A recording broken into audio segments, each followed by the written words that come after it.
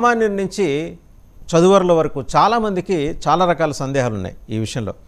సరే, అవన్నీ మనం డే బై డే మనం వీ కెన్ డిస్కస్. ఈరోజు అయితే లేటెస్ట్గా చూడాల్సిన అంశం, మార్కెట్లు లేచి పడ్డాయి. మార్కెట్స్కి హెవీ దెబ్బ, లాభాల స్వీకరణలో investors, HDFC bank, Reliance, SBI షేర్లు భారీగా పతనమయ్యాయి. ఇవి ఇంకా పతనమయ్యే ఆ సూచన ఏమన్నా కనిపిస్తోందా? ఒకవేళ మదుపర్లు ఎలాంటి ఆలోచన చేస్తే బాగుంటుంది?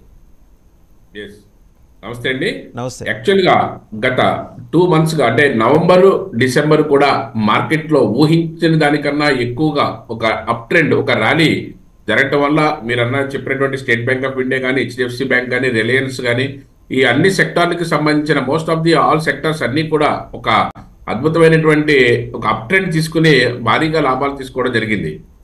ఆల్రెడీ ఏదైతే మార్కెట్లో అప్ అండ్ డౌన్స్ అనేది కామన్ థింగ్. మార్కెట్ బాగా పీక్ స్థాయిలో ఉన్నాయి కాబట్టి అక్కడ కరెక్షన్, అంటే దీంట్లో ఒక రిట్రెస్మెంట్, ఒక కరెక్షన్ జరగడానికి ఒక అవకాశం ఉందని మనం జనవరి 1st week నుంచి కూడా మనం చెప్తున్నాం. బట్ ఏదైతే నిఫ్టీ ప్రామాణికంగా 22,000 రూపీస్ నిఫ్టీ రీచ్ అయిన తర్వాత టెక్నికల్ కరెక్షన్ లో 22,000 దగ్గర నుంచి 21,100 అంటే ఒక 900 పాయింట్స్ అయితే కరెక్షన్ కనబడుతుందని గత 2 weeks నుంచి కూడా అంటే యు బీన్ టెల్లింగ్, అంటే మీరు గడిచిన 2-3 వారాలుగా ఈ విషయం చెప్తా వస్తున్నారు. ఎస్.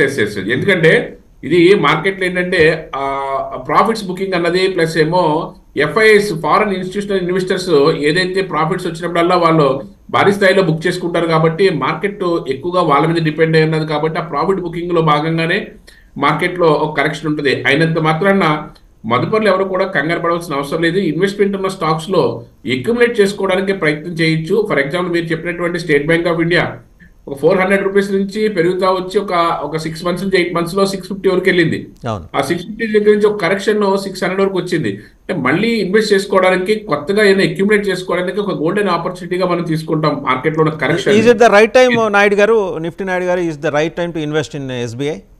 ఎస్. యాక్చువల్ గా మార్కెట్ లో ఎప్పుడైనా సరే ఒక ఇన్వెస్టర్ ఆల్రెడీ ఇన్వెస్ట్ చేస్తూ ఉండి మళ్ళీ మార్కెట్లో ఇంకా కొంచెం అక్యుములేట్ చేయాలనుకుంటే రైట్ టైం ఎప్పుడంటే, వరుసగా ఒక 3 రోజులు ఎప్పుడైతే మార్కెట్ కరెక్షన్ జరిగిందో, ఆ 3 రోజులు మార్కెట్ కరెక్షన్ జరిగిందంటేనే అక్కడ నుంచి 10 to 25% మార్కెట్ లో కరెక్షన్ జరిగి ఉంటుంది. ఆల్రెడీ ఒక 2 days కన్సిక్యూటివ్ గా మనం ఫాల్ చూసాం. ఈ రోజు కూడా ఫాల్ అయ్యే అవకాశం ఎక్కువగా ఉన్నది. ఇక్కడ మనం చేయవలసింది ఏంటంటే, మనం ఒక 100 షేర్లు కొందామని అనుకుంటే ఏదైనా కంపెనీ ఒక 25 to 50 షేర్స్ ఇక్కడ అక్యుములేట్ చేసుకోవచ్చు. మార్కెట్ ఏంటంటే ఇంకా కన్సాలిడేషన్ అవడానికి ఎక్కువ అవకాశం ఉంది, ఇంకా 1 week నుంచి 2 weeks వరకు కూడా. ఎందుకంటే ఆల్రెడీ 2 months నుంచి 3 months వరకు ఒకే స్ట్రెచ్ లో మార్కెట్ పెరిగింది.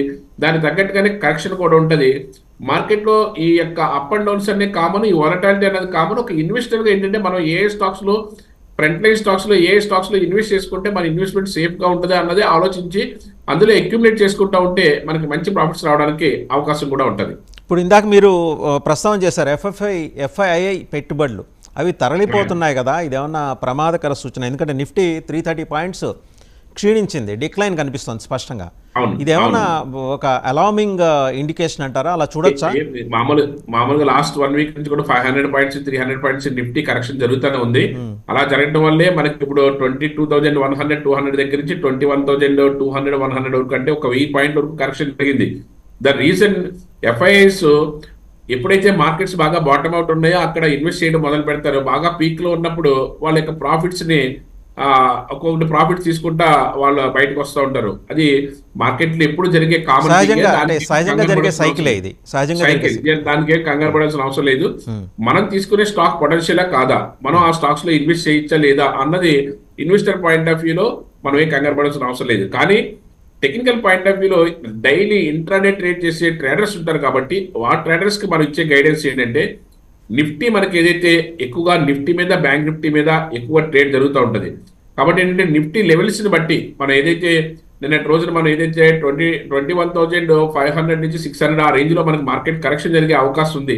మార్కెట్ నిన్న గ్యాప్ అప్ లో ఓపెన్ అయినప్పుడు కూడా మనం చెప్పింది ఏంటంటే మార్కెట్ కరెక్షన్ జరిగే అవకాశం ఉంది. కాబట్టి ట్రేడర్స్ కాషియస్ గా ఉంటూ దానికి తగ్గట్టుగా మనం మసులుకుంటే మార్కెట్ లో మనం ప్రాఫిట్ తీసుకోవడానికి అవకాశం ఉంటుంది. ఈ రోజు కూడా మార్కెట్ లో కొంచెం పుల్ బ్యాక్ వచ్చినప్పటికి కూడా మార్కెట్ లో